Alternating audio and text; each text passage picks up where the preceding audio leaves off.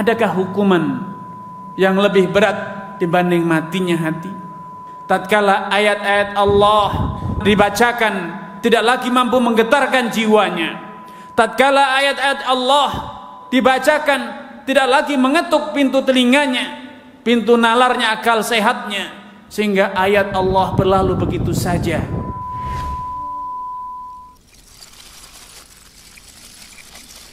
Rasulullah sallallahu alaihi wasallam tatkala melihat sebagian sahabatnya telat menunaikan salat berjamaah, banyak yang terlambat menghadiri salat jamaah, falamma ra'a fi ashabihi ta'akhuran qala lahum taqaddamu fa'tammu bi, hendaknya kalian segera, hendaknya kalian berlomba-lomba untuk berada di shaf yang terdepan, wal fa'tammu bihi, dan hendaknya kalian betul-betul seutuhnya mengikutiku, meneladaniku, wal ya'tam bikum man ba'dakum, dan hendaknya orang yang di belakang kalian juga demikian mengikuti yang di depannya.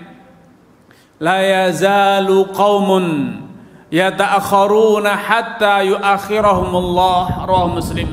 Karena sejatinya tidaklah seseorang itu hobi terlambat, memilih di shaf yang belakang dibanding yang shaf depan. Oh, tidak apa-apa, tidak kedapatan shaf pertama, masih dapat shaf 2. Kalaupun tidak shaf dapat 2, dapat ke yang ketiga. Kalaupun tidak dapat takbiratul ihram, masih dapat salam bersama imam.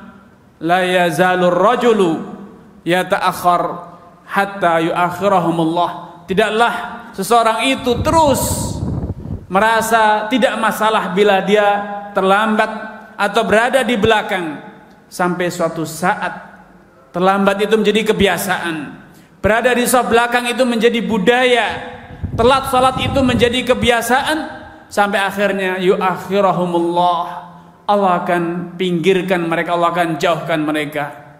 Padahal siapa dari kita yang merasa bahwa berada di shaf belakang itu adalah kabirah min kabairid dzunub?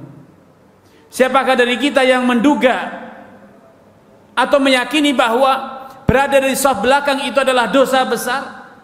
Tidak, bukan dosa besar, tapi tatkala mulai ada rasa suka, merasa puas dengan yang di belakang, tidak masalah.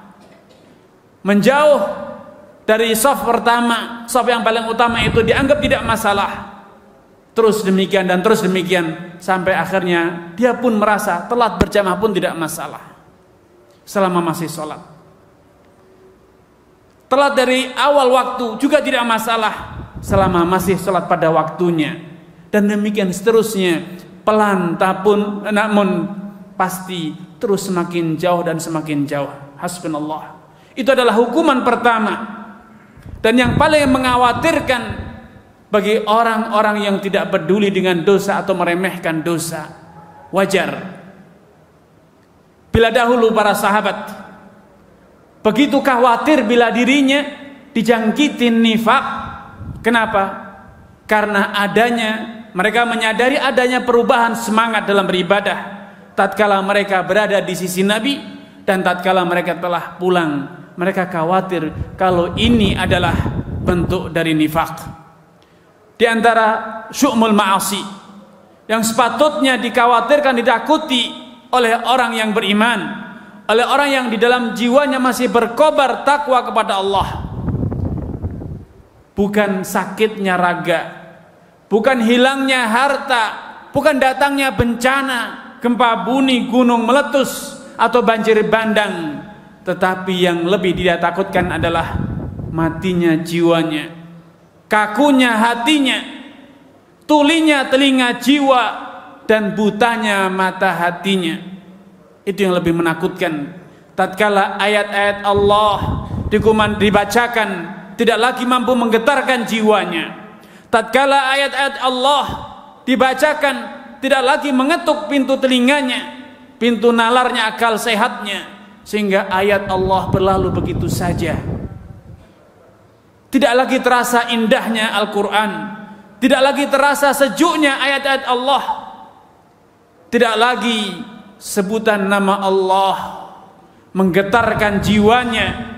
Maka itu adalah hukuman kedua yang berat bagi orang yang beriman.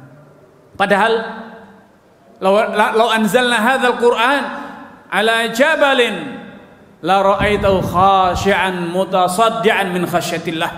Andai Al-Qur'an ini diturunkan kepada gunung, niscaya gunung itu akan hancur berkeping-keping karena takut kepada Allah. Namun manusia, bahkan kita yang mengaku beriman, membaca Al-Qur'an terasa hampa. Dibacakan Al-Qur'an biasa saja. Padahal salah satu karakter orang yang beriman, wa idza tuliyat alaihim ayatuhu zadatuhum imana. Kalau dibacakan kepada mereka ayat-ayat Allah, hati mereka bertambah iman, berkobar semangat beramal dan beribadah kepada Allah. Subhanallah. Adakah hukuman yang lebih berat dibanding matinya hati?